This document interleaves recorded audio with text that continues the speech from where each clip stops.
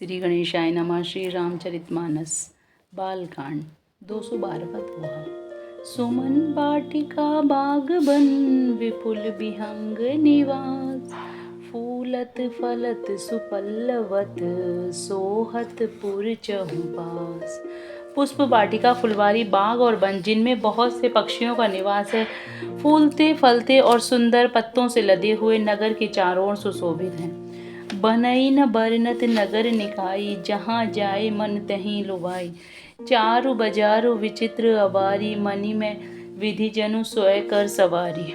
नगर की सुंदरता का वर्णन करते नहीं बनता, मन जहाँ जाता है वहीं लुभा जाता है। सुंदर बाजार है, मणियों से बने हुए विचित्र छज्जे हैं, मानो ब्रह्मा ने उन्हें अपने हाथों से बनाया है। धनिक बनिक वर धनद समाना, बैठे सकल वस्तु ले नाना। चौहट सुंदर गली सुहाई, संतत रहे सुगंध सिंचाई। कुबेर के समान श्रेष्ठ धनी व्यापारी सब प्रकार की अनेक वस्तुएं लेकर बैठे हैं। सुंदर चौराहे और सुहावनी गलियां सदा सुगंध से खिंची रहती हैं। मंगल में मंदिर सब केरे, चित्रित जनुरति नाथ चितेरे। पुर नर नारी सुभग सुचि संता, धर्मशील ज्ञानी गुणवंता। सबके घर मंगल में हैं और उन पर चित्र कढ़े हुए हैं, जिन्हें मानो कामदेव रूपी चित्रकार ने अंकित किया है। नगर के स्त्री पुरुष सुंदर पवित्र साधु स्वभाव वाले धर्मात्मा ज्ञानी और गुणवान हैं। अति अनूप जह जनक निवासु, बिथक विबुध विलोकि विलासु। होत चकित चित कोट विलोकी, सकल भुवन शोभा जनु रोकी। जहाँ जनक जी का अत्यंत अनुपम निवास स्थान है, वहाँ के विलास को देखकर देवता भी थकित हो जाते हैं। मनुष्य की तो बात ही क्या, कोट को देखकर चित्त चकित हो जाता है, मानो उसने समस्त लोकों की शोभा रोक रखा है। 213वां दोहा। धवल धाम मणि पुरट पट, सुघटित नाना भांति। सिय निवास सुंदर सदन, शोभा किमि कही जाती।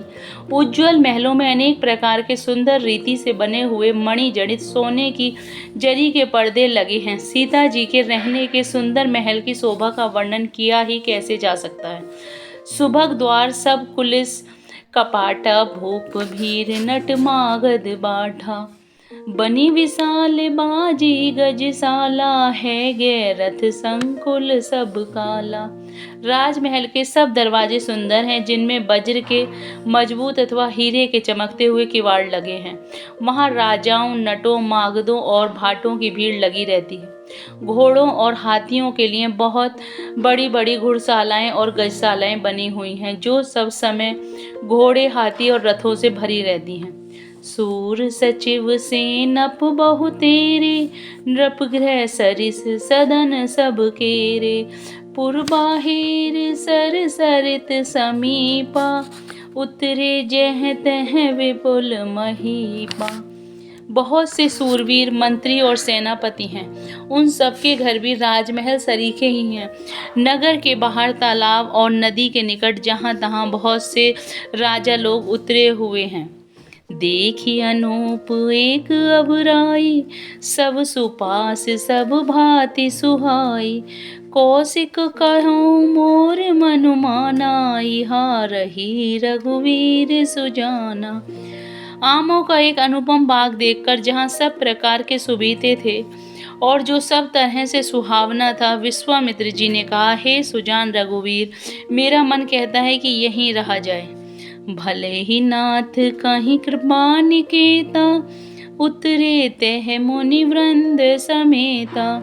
विश्वामित्र महामुनि आए, समाचार मिथिलापति पाए। कृपा के धाम श्री रामचंद्र जी बहुत अच्छा स्वामिन कहकर वहीं मुनियों के समूह के साथ ठहर गए। मिथिलापति जनक जी ने जब यह समाचार पाया कि महामुनि विश्वामित्र जी आए हैं, 214वां दोहा। संग सचिव सुचि भूरि भट भूसर वर गुर ज्ञाति चले मिलन मुनि नाय कही मुदित राहोए ही भांति।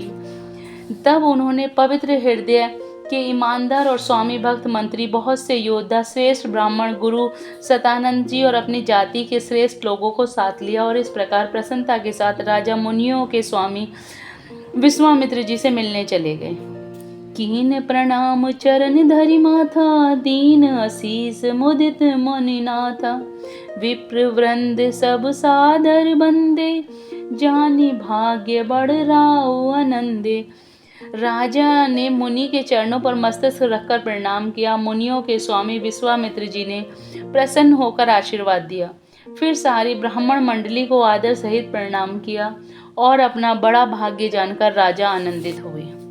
कुशल प्रसन्न कही बारहि बारा विश्वामित्र नृपहि बैठारा तेहि अवसर आए दो भाई गए रहे देखन फुलवाई। बार बार कुशल प्रश्न करके विश्वामित्र जी ने राजा को बैठाया। उसी समय दोनों भाई आ पहुँचे जो फुलवाड़ी देखने गए थे। श्याम गौर मृदु वयस किशोरा लोचन सुखद विश्वचित चोरा उठे सकल जब रघुपति आए विश्वामित्र निकट बैठाए। सुकुमार किशोर अवस्था वाले श्याम और गौर वर्ण के दोनों कुमार, नेत्रों को सुख देने वाले और सारे विश्व के चित्त को चुराने वाले जब रघुनाथ जी आए तब सभी उनके रूप एवं तेज से प्रभावित होकर उठकर खड़े हो गए। विश्वामित्र जी ने उनको अपने पास बैठा लिया। भय सब सुखी देखी दो भ्राता बारी बिलोचन पुलकित गाता मूर्ति मधुर मनोहर देखी भयों विदेहु विदेहु विशेषी। दोनों भाइयों को देखकर सभी सुखी हुए। सबके नेत्रों में जल भर आया। आनंद और प्रेम के आंसू उमड़ पड़े और शरीर रोमांचित हो उठे। राम जी की मधुर मनोहर मूर्ति को देखकर विधे, विशेष रूप से विधे देह की सुधबुध से रहित हो गए। 215वां दोहा। प्रेम मगन मनु जानि नृपु करि विवेक धरि धी बोलहु मुनि पद नाय सिर गद गद गिरा गभी। मन को प्रेम में मग्न जान राजा जनक ने विवेक का आश्रय लेकर धीरज धारण किया और मुनि के चरणों में सिर नवाकर प्रेम भरी गंभीर वाणी से कहा। कहो नाथ सुंदर दो बालक मुनि कुल तिलक कि नृप कुल पालक ब्रह्म जो निगम नेति कही गावा वे भेष धरि की सोई आवा।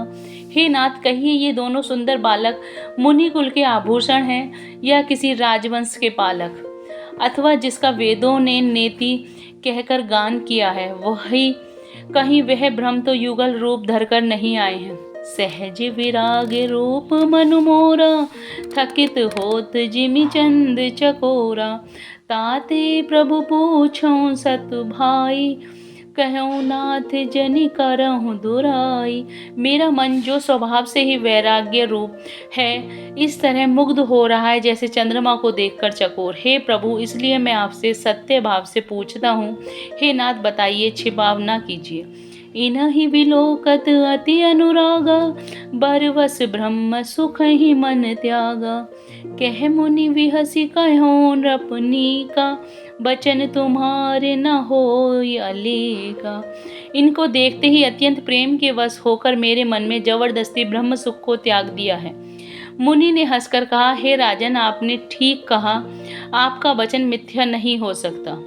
ए प्रिय सबहि जहाँ लगी प्राणी मन मुस्काहे राम सुनि बानी रघुकुल मनि दशरथ के जाए मम हित लागे नरेश पठाए।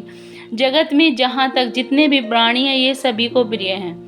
मुनि की वाणी सुनकर श्री राम जी मन ही मन मुस्कुराते हैं, हंसकर मानो संकेत करते हैं कि रहस्य खोलिए नहीं।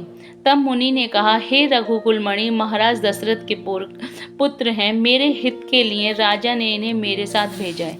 जय Shri Ram. Please like and subscribe the channel.